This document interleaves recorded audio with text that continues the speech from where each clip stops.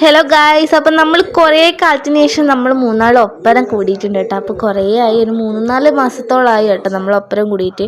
നമ്മളെല്ലാവരും കൂടി ഇതാ രാവിലെ എല്ലാം എണീച്ച് കുറച്ച് സമയം അങ്ങോട്ടും ഇങ്ങോട്ടൊക്കെ എല്ലാം നടന്ന് ഇതാ നമ്മൾ മൂന്നാളിരുന്ന് ബുക്കൊക്കെ വായിക്കലാണ് കേട്ടോ. അപ്പോൾ ഇതാണ് നമ്മളെ നന്ദുവിൻ്റെ വീട്. ഇവിടെയൊക്കെ ഭയങ്കര രസമാണ് കേട്ടോ. പിന്നെ ഇതാ അവിടെ പൂച്ചയൊക്കെ ഉണ്ട്.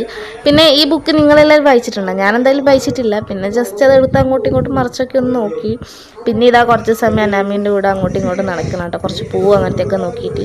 പിന്നെ ഇതാണ് കേട്ടോ നമ്മുടെ നന്ദുവിൻ്റെ ചേച്ചി, നവ്യേച്ചി. ചേച്ചി ഇപ്പം ലീവിന് വന്നിട്ടാണുള്ളത്.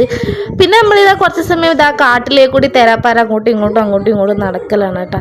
അങ്ങനെ വെറുതെ നടക്കാൻ നല്ല രസമല്ലേ. അങ്ങനെ കുറച്ച് സമയം ഇതാ അങ്ങോട്ടും ഇങ്ങോട്ടൊക്കെ നോക്കി നടന്നു. ഫുൾ കാടാണ് കേസ്.